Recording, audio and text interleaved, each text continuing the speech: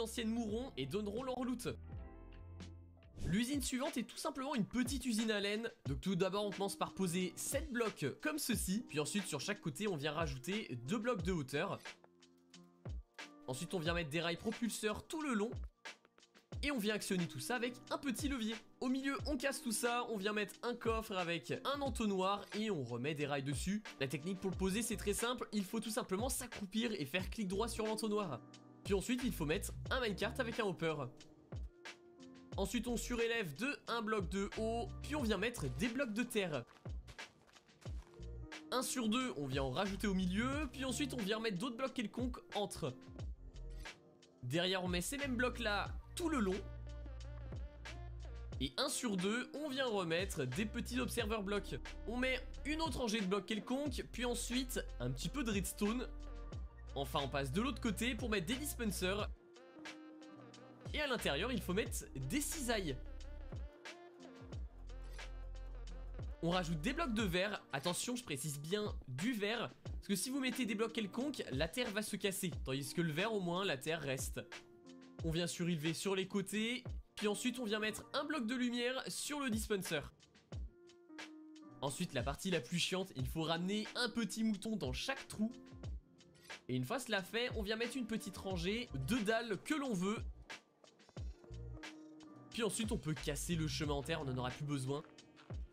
Et une fois cela fait, les moutons seront tondus automatiquement.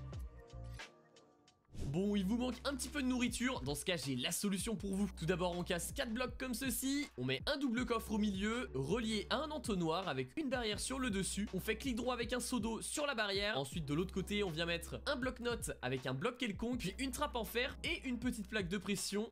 Et enfin pour l'actionner il faut faire clic droit sur la plaque de pression avec une canne à pêche. Et ensuite on reste cliquer sur le note bloc et comme ça pêche automatiquement, c'est juste génial. Bon c'est bien beau on a ce poisson mais malheureusement il faut le faire cuire. Et si vous en avez marre de récolter du charbon, dans ce cas cette usine est parfaite pour vous. Tout d'abord on casse un bloc et on vient mettre un chaudron. 1, 2, 3 blocs quelconques. On vient mettre des petites trappes sur le dessus et tout autour. Et ensuite on vient les refermer en cassant le bloc du milieu. On casse le bloc du dessous, on casse 2 blocs en dessous. On vient mettre une dripstone, c'est les stalactites. Ah oui, petite particularité pour le chaudron, ça attire les villageois comme dans la vidéo. Et une fois que ça c'est fait, il faut mettre un seau de lave au milieu. Donc on reste accroupi, clic droit avec le seau de lave et ce sera bon. On attend et comme par magie, le chaudron se remplit. Bon, on reste avec de la lave, la prochaine usine est hyper bien si vous voulez rester AFK. Elle vous permettra d'avoir un petit peu de pierre. Donc tout d'abord on vient mettre un petit escalier et ensuite on va faire tout le tour avec des trappes que l'on vient ensuite refermer. On fait clic droit avec un seau d'eau et de l'autre côté on fait clic droit avec un seau de lave. Et ensuite on n'a plus qu'à le casser au milieu, ça en génère en illimité. Et bon c'est bien pour un début de survie, mais il faut quand même améliorer tout ça. Donc la version supérieure est très simple à réaliser, il faut placer 6 blocs quelconques en longueur, puis 4 en largeur. Pour faire un petit U, ensuite on vient rajouter un double coffre, puis 4 entonnoirs reliés à celui-ci. On vient reboucher ça avec des blocs quelconques. Et on surélève de 1 de haut. On met une petite dalle et une petite trappe. Puis au-dessus de la rangée des entonnoirs, on vient refaire une petite partie comme ceci. On rajoute de l'eau juste là et sur le dessus, on rajoute une source de lave. Et comme ça, on peut en générer en illimité.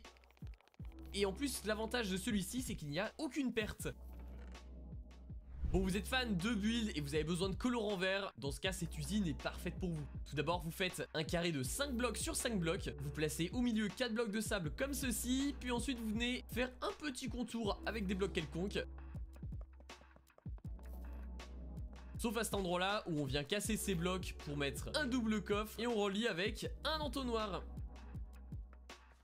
À l'opposé de celui-ci, on vient mettre une source d'eau, comme ça tous les items iront directement du bon côté. On peut rajouter les cactus, puis mettre les petites barrières de chaque côté. Il faut bien les mettre entre 2 cactus pour que ça les casse. Bon, ok, le cactus c'était pas hyper pratique pour survivre, donc la prochaine est vraiment utile pour le coup. Donc on commence par casser un bloc au milieu où on vient mettre de l'eau, un petit dispenser au-dessus de celui-ci, on vient bêcher, on met 2 autres dispensers de chaque côté. Un observer sur le premier, puis ensuite on vient faire un petit U avec des blocs quelconques. Et on vient mettre de la redstone. on ajoute un levier et de la poudre de redstone juste derrière.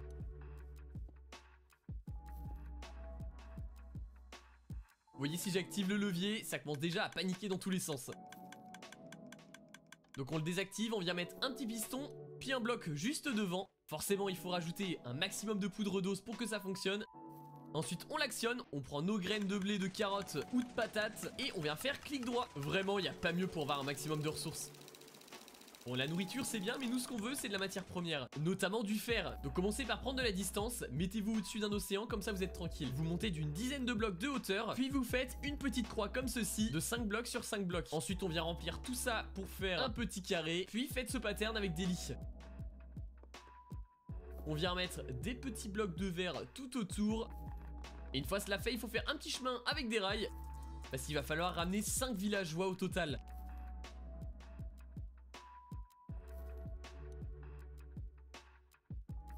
Ensuite on surélève encore d'une rangée, puis d'une autre avec des blocs pleins. On referme, ensuite on vient mettre des petites barrières de chaque côté et sur 3 de hauteur. On rajoute de l'eau et de l'autre côté, on vient mettre 3 panneaux comme ceci pour mettre une source de lave. En dessous de la source de lave, on vient mettre un tonneau. Puis on casse les blocs pour mettre des petits entonnoirs. Comme ça l'usine est presque finie puisqu'il faut dormir. Et une fois que ça c'est fait, les golems vont pouvoir spawner. Donc oui, c'est pas la plus efficace, mais elle a l'avantage d'être pratique parce qu'au moins il n'y a aucun zombie à ramener. Donc vous avez besoin de canne à sucre pour faire des bouquins, des échanges avec des villageois, bien encore des potions. Dans ce cas, suivez ce tuto. Tout d'abord, vous cassez 2 blocs comme ceci pour mettre un double coffre, relié avec un entonnoir et un bloc de boue sur le dessus. Faites ce pattern avec des blocs et un escalier. On le surélève de 2 blocs de haut, mais uniquement sur les côtés. On fait clic droit avec un seau d'eau sur l'escalier. On met un bloc de lumière juste derrière. Un piston, on passe de l'autre côté pour mettre un observer block, un bloc quelconque et de la poudre de redstone. On surélève enfin d'un dernier niveau. On met des blocs de verre pour voir ce qui se passe. Et enfin il faut rajouter la canne à sucre. Et comme ça quand elle va pousser, tout va retomber directement dans l'entonnoir. Donc j'espère que cette vidéo vous aura plu. Si c'est le cas, eh bien n'hésitez pas à liker et à vous abonner. Et n'hésitez pas à regarder